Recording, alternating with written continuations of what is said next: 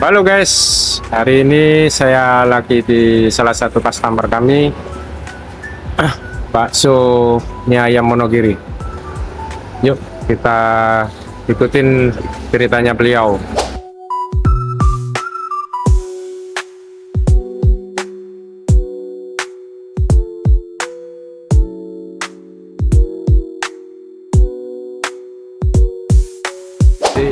Apa titik terberat atau konflik utama yang selama ini Bapak atau Ibu alami saat menjalankan usaha ini? Kalau titik terberat dari yang pernah kita alami selama menjalankan warung ini adalah adanya fitnah di media sosial perihal warung ini, di mana fitnah itu sangat terasa sekali pengaruhnya terhadap warung kami. Jadi warung kami ini sempat kena fitnah yang dikatakan isu menggunakan boraks, menggunakan boraks dan juga pesugihan kayak gitu, sampai yang semua keluarga saya itu terkena dampaknya kayak gitu, Pak. Jadi maksudnya fitnah lebih ke mistis gitu ya? Iya, Mistis. lebih ke mistis. Dan juga waktu zaman itu masih maraknya di Bali yang kasus bakso tikus, bakso boraks kayak gitu-gitu masih marak, dan itu karena juga adanya fitnah ke sana, akhirnya warung kami dikait-kaitkan. Itu era tahun berapa Ibu waktu itu? Sebelum Covid itu 2015 gitu ya? Masih warung saya belum sampai sana, masih sini aja. Terus di situ karena saudara bapak ibu itu kan juga membawa nama mie ayam bakso Solo Monogiri, kenapa akhirnya terdampak semuanya. Ya gitu ya, cacian, makian dari orang-orang itu yang menuduh kami begini dengan fitnah itu di media sosial, sampai warung saya itu digaris polisi gitu, Pak. Sampai digaris polisi, sedangkan waktu itu kita semua sekeluarga mudik semua, jadi tidak ada di sini. Nah, jadi kesempatan bagi orang yang memfitnah itu dia melancarkan untuk mungkin meyakinkan orang ya, sampai di situ digaris polisi. Padahal kami memang waktu itu kita mudik bersama, bukan diisukan kita di penjara, diisukan ownernya masuk penjara gini, padahal kita semua di rumah. Akhirnya sampailah ke sini, ternyata isu itu sudah menyebar kemana-mana. Akhirnya berdampak kepada penjualan, omset, kepercayaan pelanggan, itu semua ya seperti musnah gitu. Jadi seperti tidak ini, sampai sempat itu dalam satu hari itu hanya menjual beberapa mangkok saja. Kita buka dari jam 9 waktu itu, tutup jam 11, kita hanya bisa menjual beberapa mangkok saja waktu itu. Ya itu salah satu titik terberat yang pernah saya dan keluarga saya alami menjalankan warung ini ya. Ya sangat terpuruk waktu itu, tapi ya sudah. Yang solusinya jelas, Bu waktu ini Bu? Ya solusinya tetap berjualan, tetap kita tidak, karena fitnah itu tidak ada yang benar, Tidak terbukti, tidak polisi ada pun yang benar. Polisi datang ke sini, dari pihak Banjar pun datang ke sini, monggo silakan dicek. Dinas Kesehatan juga datang ke sini, monggo silakan dicek mengandung tidak. Ternyata tidak terbukti, karena memang tidak melakukan apapun. Kita berjualan nyari berkahnya, nyari enaknya, rasa gimana pelanggan biar suka gitu. Nah, solusi dari yang kita terpuruk itu, kita tetap konsisten untuk berjualan, sembari kita juga mensiarkan bahwasanya fitnah itu tidak benar adanya. Justru dari mereka yang mengecek ke sini, akhirnya dia makan di sini. Ya, Jadi sering makan di sini supaya kembali menarik, seperti dari Dinas Kesehatan, dari Banjar, di desa, Banjar, makan dari siang di polisi, sini. setiap makan tuh selalu ngajak teman-teman kantornya ajak ke sini, membantu kami untuk mensiarkan lagi bahwasanya fitnah itu tidak benar adanya ya. Salah satu hikmah ya Bu ya, sebelum Covid itu Bu ya. Jadi semoga ke depan potensi-potensi seperti itu bisa dideteksi lah ya dari awal ya, sehingga bisa kita redam. Iya. Apakah pernah ada momen yang sampai hampir menyerah ingin menutup usaha ini atau tidak? Jika ada, bagaimana ceritanya? Kalau untuk menyerah itu sama sekali tidak ada, Pak. Luar biasa. Mas, tidak ada rasa menyerah, bahkan sampai titik terberat sudah pernah kita lalui. Rasanya semakin tidak ingin menyerah, nggak ada, sama sekali tidak ada, karena juga mengingat bahwasanya perjuangan bapak saya dulu yang memulai usaha ini benar-benar dari nol, benar-benarnya dari nggak punya modal, hanya modal nekat. Habis itu berjualan keliling, yang dimana ya sampai pernah satu ketika bapak saya itu jualan keliling, waktunya pulang uangnya dirampok orang, itu pernah sampai bajunya kebakar gara-gara dulu tuh pakai lampu yang itu loh, Trongking. Pak, ya itu Petromak gitu ya? ya, sampai jualan nggak pakai baju, itu salah satu hal yang membuat saya untuk tetap semangat, tidak pernah menyerah. Ujian apapun, rintangan apapun ya harus kita lalui, itu kita hadapi. Rasanya malu, Pak, kalau misalkan orang tua aja yang sampai segitunya aja berjuang demi anak-anaknya. Sekarang kita ibaratnya saya anaknya tinggal meneruskan, kok mudah banget menyerah, itu kayaknya memalukan sekali gitu loh. Jadi ya tetap semangat, tetap pantang menyerah. Oke. Apa keputusan ataupun perubahan terbesar yang akhirnya membuat usaha Bapak atau Ibu ini bisa berkembang sampai seperti ini? Keputusan terbesar yang pernah saya dan bapak saya itu membeli warung ini. Akhirnya yang memutuskan untuk membeli warung ini dengan segala resikonya, kita jalani, dan juga meningkatkan lagi biar pelanggan semakin nyaman, biar pelanggan semakin banyak kayak gitu. Jadi kita memutuskan untuk membeli tanah ini ya dengan harapan kita semakin banyak dikenal, semakin luas juga pemasaran kita, dan ya yang paling penting adalah kepuasan pelanggan juga kita utamakan. Yang dulu tempatnya cuma di bawah ini.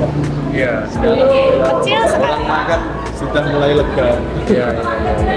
supaya lebih nyaman juga ya, Pak, ya. Nyaman. Iya. Itu sih Cuma di keputusan. bawah pendek gitu. Iya. Jika dibanding dulu, perubahan apa Bu yang paling dirasakan untuk saat ini Bu? Untuk perubahan yang terasa sekarang ya tentu saja jumlah pelanggan ya, Pak, ya. Alhamdulillah jumlah pelanggan, karena memang kita sudah memberanikan membuat keputusan besar membeli ini dengan biar supaya tempatnya semakin nyaman dan luas, ya tentu saja hasil nyatanya adalah pelanggan semakin banyak, semakin setia kepada warungnya bakso Solo Wonogiri. Terus juga porsi tentu saja semakin bertambah penjualannya, ya semuanya meningkat alhamdulillah dengan adanya itu, dan juga sudah mulai memberanikan diri buka cabang nih, Pak. Di Alhamdulillah. online food kita sekarang sudah ada. Ya, sekarang Shopee, kita Grab, juga di online di Gojek, sama di acara-acara wedding, mungkin ulang tahun juga bisa. ya, jadi kita juga meranah ke penjualan online, ada di online food kita juga ada, dan kita juga menambah produk nih, Pak. Jadi produk kita ada yang frozen, Iya. gitu. Jadi Apa semakin itu Bu frozen maksudnya? kita frozennya ada di bakso sapi urat, bakso ayam itu juga frozen. Mungkin yang mau masak sendiri di rumah, kita jual paketan ini 1 Jadi jual kilo paket. sudah ada bumbunya. Sudah ada bumbunya, Tinggal sudah ada manasin air tetelan, aja. ya. Tinggal jadi ya semakin memudahkan, lebih simpel Iya, iya, untuk iya. jika ada yang pengen nyobain mie ayam bakso Solo Wonogiri tapi jauh, atau lo bisa beli produk yang lokal. Termasuk mie-nya juga bisa frozen Bisa. gitu? Iya, mie-nya bisa di Jadi frozen. kadang mau pulang kampung kemana, ke Jawa atau ke Sulawesi, Kalimantan, di sini dulu Iya, beli, nanti sini sampai sana dimasak. sampai sana dimasak. Jadi lebih ke situ. Terus biasanya kita juga melayani wedding, Pak. Iya. Gitu misalkan terutama di daerah Bali ini kan acara-acara adat tuh cukup banyak, jadi Ya. kita inisiatif untuk kita melayani ke situ gitu. Konsumsinya apa, mau bakso kita ada, per paketnya berapa, mau cumi berapa, seperti itu. Berarti otomatis ini ya, mie ayamnya ini banyak rekanan di IO-nya wedding gitu? Atau Kalau ke IO Sementara sih masih belum ke sih. perorangan aja. Perorangan aja, ya. Kayak perorangan aja, misalkan tuan rumahnya sudah pernah nyoba bakso Oh. sini gitu, Iya, terus iya, iya. pengen coba, aku punya acara ini mau acara apa? tanggal sekian, Ya tanggal ada sekian. apa, hajatan apa Ya, gitu? Mbak Desi yang sediain Kantor-kantor. baksonya ya. Nah, kita sediain ke sana atau Ya, di kantor kadang halal bihalal atau apa, ya kalau di kantor BPN. kantoran. Ya, paling yang sering ya di BPN, di lapas, di jasa raja, Jasa Raja. Terakhir ini Jasa Raja. Terus kalau di lapas itu biasanya kalau pengalaman saya itu acara dengan para napinya gitu. Jadi dibuatkan di sana makan bersama. Jadi berapa ratus porsi tapi jadiin Berapa satu, nanti bikin satu. prasmanan. Nanti di sana dijadikan prasmanan. Luar biasa ya. Berarti ibaratnya tidak hanya sekedar kedai ataupun apa namanya tempat makan ya, tapi juga bisa melayani frozen termasuk pesanan kan gitu ya. Apa yang prinsip yang Bapak Ibu selalu pegang agar usaha ini terus berjalan sampai dengan sekarang? Jadi prinsip yang selalu kita pegang itu adalah komitmen ya Pak ya, komitmen untuk tetap memberikan produk yang berkualitas, rasa tetap harus enak, terus kebersihan terutama dan kepuasan pelanggan. Jadi prinsip-prinsip itu tuh sebenarnya umum ya Pak mungkin ya, tapi tentunya harus diiringi dengan disiplin juga gitu. Dan saya tuh juga membuka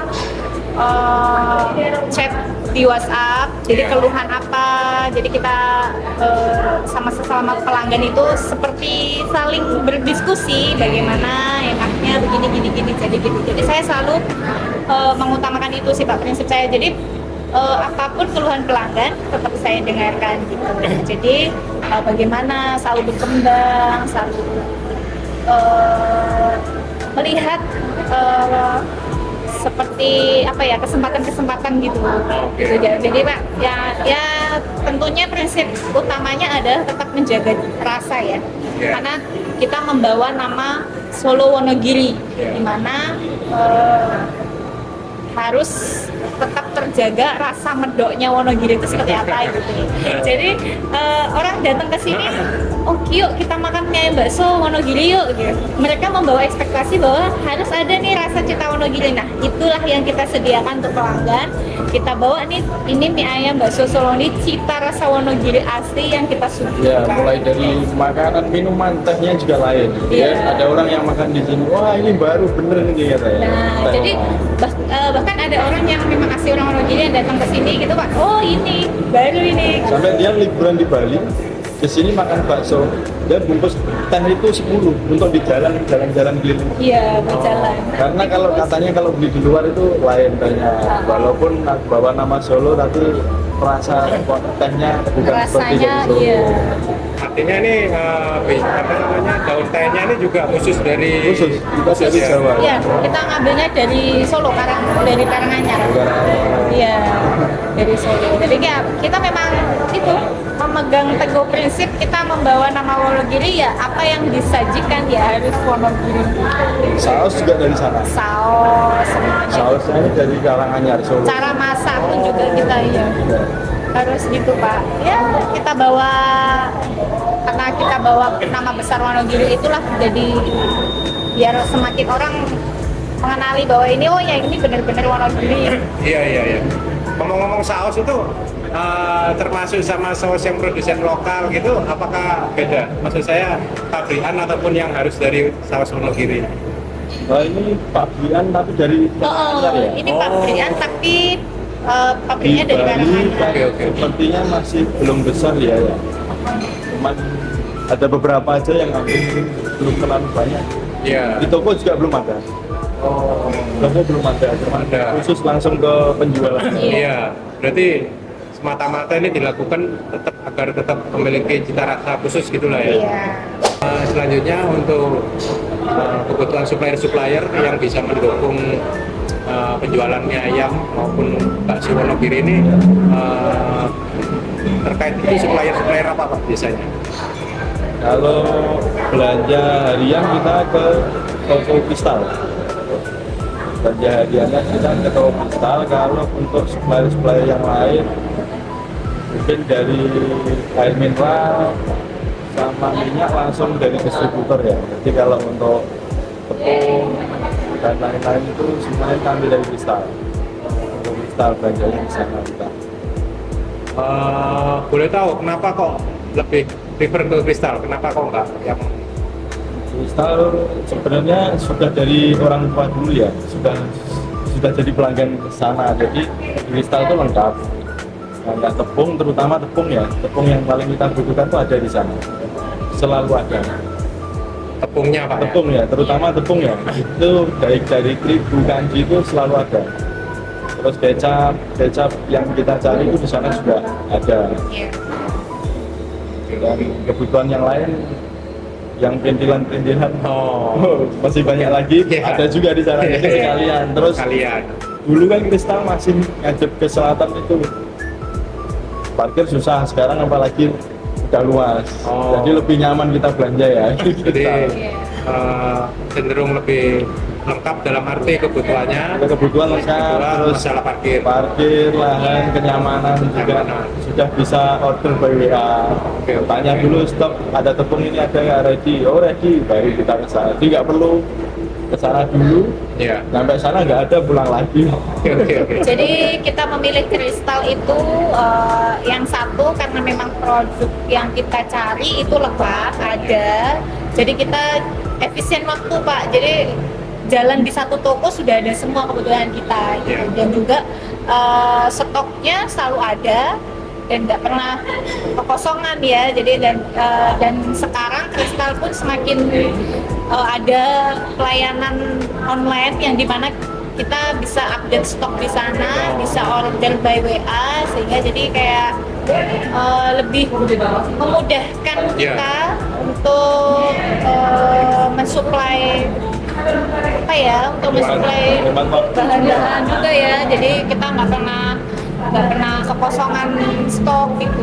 Jadinya ya apalagi dengan kristal yang sekarang ini semakin bagus pelayanannya dan juga terutama lahan parkir ya Pak ya. Lahan parkir itu sekarang sudah oke. Jadi kita bawa barang banyak pun, bawa kendaraan jadi lebih nyaman bawanya.